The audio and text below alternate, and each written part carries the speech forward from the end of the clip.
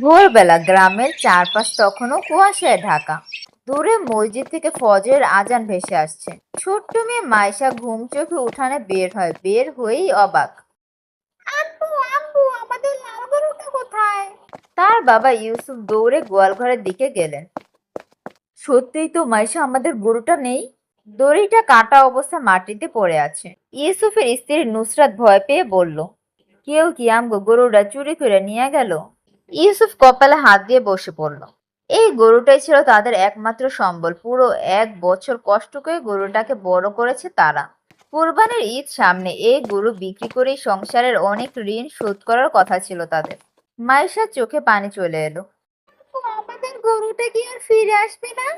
আল্লাহর উপর ভরসা রাখো মা, তিনি চাইলে সবই সম্ভব। সকালে নাস্তা না করে ইউসুফ বের হয়ে গেল গরু খুঁজতে।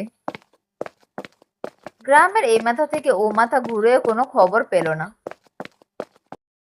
এদিকে পাশের বাড়ির রাশেদ মিয়া এসে বলল, ইউসুফ ভাই, আমি শুনছি আজ বড় গরুর হাট বসবে কাশীপুর বাজারে। চোরেরা অনেক সময় চুরি করা গরু সেখানে বিক্রি করতে নিয়ে যায়। আপনি সেখানে গিয়ে দেখতে পারেন আপনার গরুটা আছে কিনা।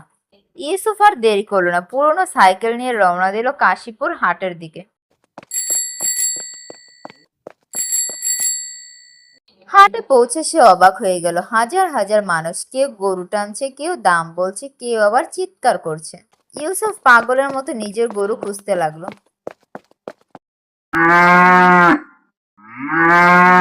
হঠাৎ দূরে একটা পরিচিত শব্দ শুনতে পেল। ইউসুফ ঘুরে তাকিয়ে দেখলো এক কোণায় তার লাল গরুটা দাঁড়িয়ে আছে। সে দৌড়ে কাছে গেল। এ তো আমার গরু। কিন্তু গরুর পাশে দাঁড়ানো এক লোক রেগে উঠল। কি বলছেন এসব? এটা আমার গরু। মিথ্যা কথা, এই গরুর ডান কানে ছোট কালো দাগ আছে। আমি জন্ম থেকে লালন করেছি এই গরু। চারপাশে লোকজন জড়ো হয়ে গেল। লোকটা চিৎকার করে বলল, প্রমাণ আছে আপনার কাছে এটা যে আপনার গরু? তারপর ইউসুফ গরুর কাছে গিয়ে বলল, লালি, লালিমা।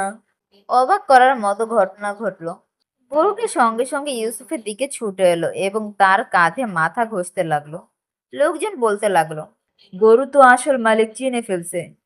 চোর বুঝতে পারলো আর বাঁচার উপায় নেই। সে দৌড়ে পালানোর চেষ্টা করতেই কয়েকজন লোক তাকে ধরে ফেললো। হাটের লোকেরা খুব রেগে গেল। কেউ বলল পুলিশে দাও, কেউ বলল মারো। কিন্তু ইউসুফ সবাইকে থামিয়ে দিল। না ভাই, কাউকে মারবেন না, ভুল করলে মানুষকে সুযোগ দিতে হয়। চোর অবাক হয়ে তাকালো। আমি টাকার লোভে ভুল করেছি ভাই, আমাকে মাফ করে দিন। তওবা করলে আল্লাহ ক্ষমা করেন, কিন্তু আর কখনো হারাম পথে যেও না। চোর কান্না করে মাথা নিচু করলো। হাটের এক বৃদ্ধ মানুষ সব দেখছিলেন। তিনি এগিয়ে এসে বললেন, বাবা, তোমার মতো ধৈর্যশীল মানুষ এখন খুব কম দেখা যায়। তারপর তিনি ইউসুফকে বললেন, তোমার গরুটা কি বিক্রি করবে? ইউসুফ একটু চিন্তা করলো। তার ঋণের কথা মনে পড়লো, সংসারের কষ্ট মনে পড়লো।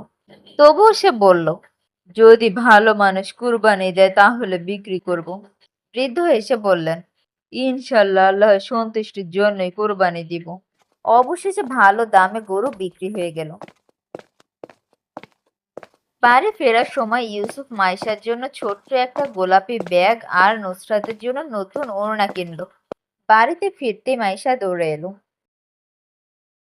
আব্বু, লালিকে পেয়েছো? ইউসুফ হাসলো। হ্যাঁ মা, আর আল্লাহ আমাদের সম্মানও রক্ষা করেছেন। সব কথা শুনে নুসরাতের চোখ ভিজে গেল। রাতে সবাই মিলে খাবার খেতে বসলে ইউসুফ বলল, মনে রাখবে, বিপদ আসলে হতাশ না হয়ে আল্লাহর ওপর ভরসা রাখতে হয়। মায়েশা মুচকি হেসে বলল, আর চুরি করা খুব বড় গুনাহ। সবাই হেসে উঠল। দূরে তখন ঈদের চাঁদ আকাশে জ্বলজ্বল করছে। ভালো থেকো বন্ধুরা। আর তোমরা কে কে কোরবানির গরু কিনেছো কমেন্টে লিখে জানিয়ে দিও এবং লাইক কমেন্ট শেয়ার করে আমাদের পাশে থাকবে।